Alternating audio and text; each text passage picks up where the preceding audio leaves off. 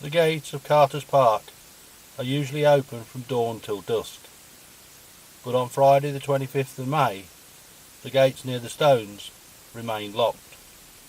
Was this an omen for things to come? That very morning, former Councillor Graham Warrender was to receive a letter. Contained within the letter was South Holland District Council Standards Committee Assessment Subcommittee Decision Notice. It stated no further action. The complaint. The Standards Committee recently received a complaint from Mr. T. Warrender, a former member of Holbeach Parish Council, concerning the alleged conduct of Councillor T. Harrington, a member of Holbeach Parish Council. The Assessment Subcommittee of the Standards Committee considered the allegation on the 21st of May 2012. The complaint relates to allegedly failing to declare a personal and prejudicial interest. The Assessment Subcommittee considered whether the following paragraphs of the Code may have been breached. Paragraph 6A and Paragraph 8B(2). A decision in relation to that business might reasonably be regarded as affecting your well-being or financial position, or the well-being or financial position of a greater extent than the majority of 2. In all cases, other council taxpayers, ratepayers, inhabitants of your authority's area. But Councillor Harrington's wife was not a business, and the complaint was regarding the appointment of the new clerk, and by appointing the clerk whom they had appointed meant that Councillor Harrington's wife had carried on as deputy clerk at the parish council, when it was agreed that there would be only one clerk, and monies were included in the precept to respect this. The decision, in accordance with section 57A(2) of the Local Government Act 2000, as amended, the Assessment Subcommittee of the Standards Committee decided the following: to take no action. Reasons for the decision: there was not enough information submitted to determine whether or not a breach had occurred. It was signed Chair of the Assessment Subcommittee, but no name was included. At the bottom it said Member Services, Committee, Standards Committee, Decision Notices, SHDC 01/2008. The notice was taken back to South Holland District Council and asked whom had signed the notice. Mr. Warrender was told he could not be told. It was a secret committee. In the autumn of 2011, Holbeach Parish Council decided to advertise for a new clerk, as the current clerk wished to retire. After discussion, it was agreed to advertise in the local papers, and the applicants to write to the chair. The application read: the successful applicant will be able to work under his/her own initiative, be a competent administrator and computer literate, and be capable of keeping accurate records. Mr. Pollard considered applying for the job, but council was saying they wanted somebody who was qualified and could go into the job straight away.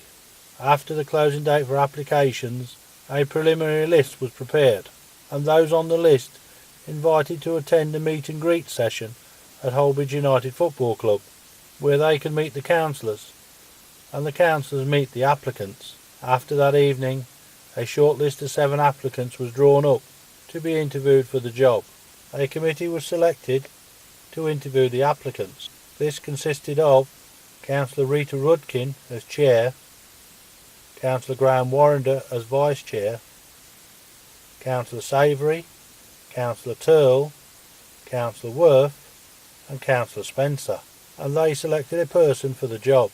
But then an extraordinary meeting was called, and the person selected to take the job was not ratified by the whole council.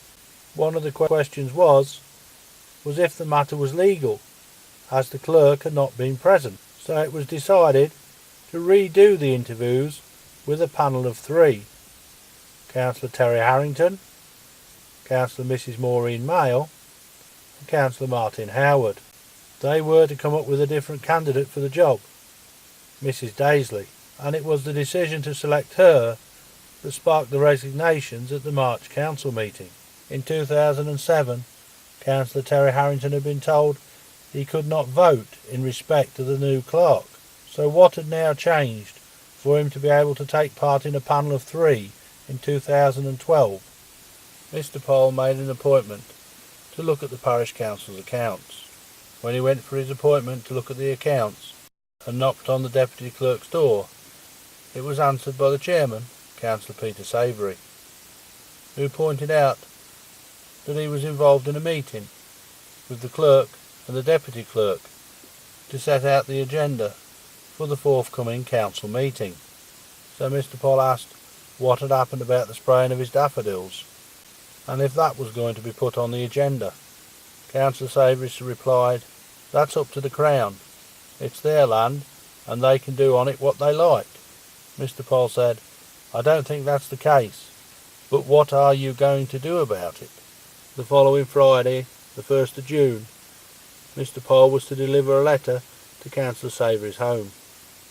With it was a copy of a letter sent to Councillor Nick Worth by Mr. Tim Jones in August 1998.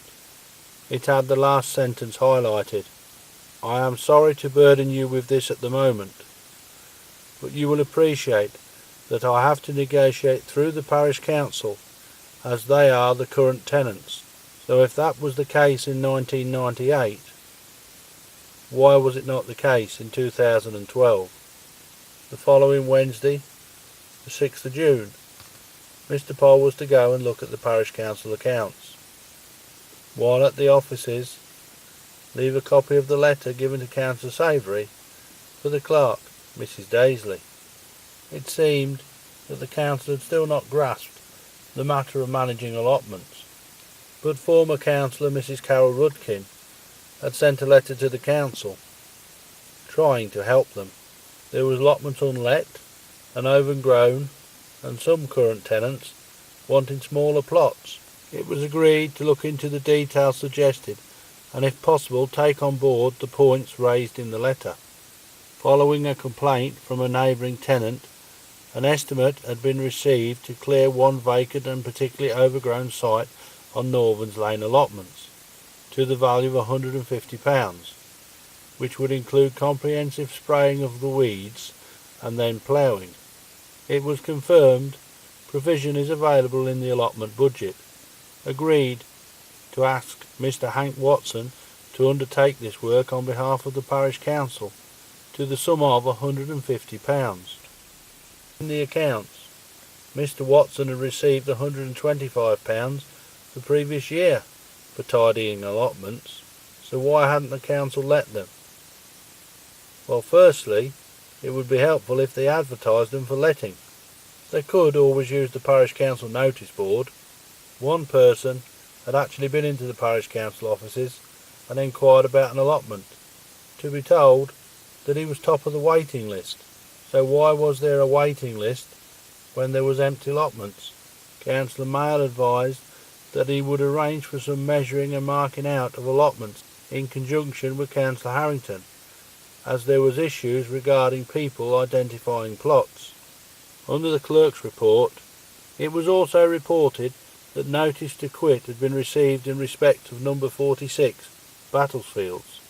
Councillors agreed to check the allotment's waiting list and allocate if possible. They never mentioned advertising. Perhaps they did not want to let them. In previous allotment inspection reports, the area given on the field was approximately 16 acres cultivatable, split into 32 approximately half-acre plots. So where was number 46? The March annual parish council meeting, not sure where his allotments were, although he'd been in the job nearly 6 years. May saw him report that Northern's Lane had an untidy allotment at number 25, and the adjacent neighbour was complaining about the weeds. June saw Battlefield Lane allotments have some plots disked and then ploughed, but when this was done, they also cultivated Mr. Shortland's allotment, where he was harvesting Sweet Williams flowers.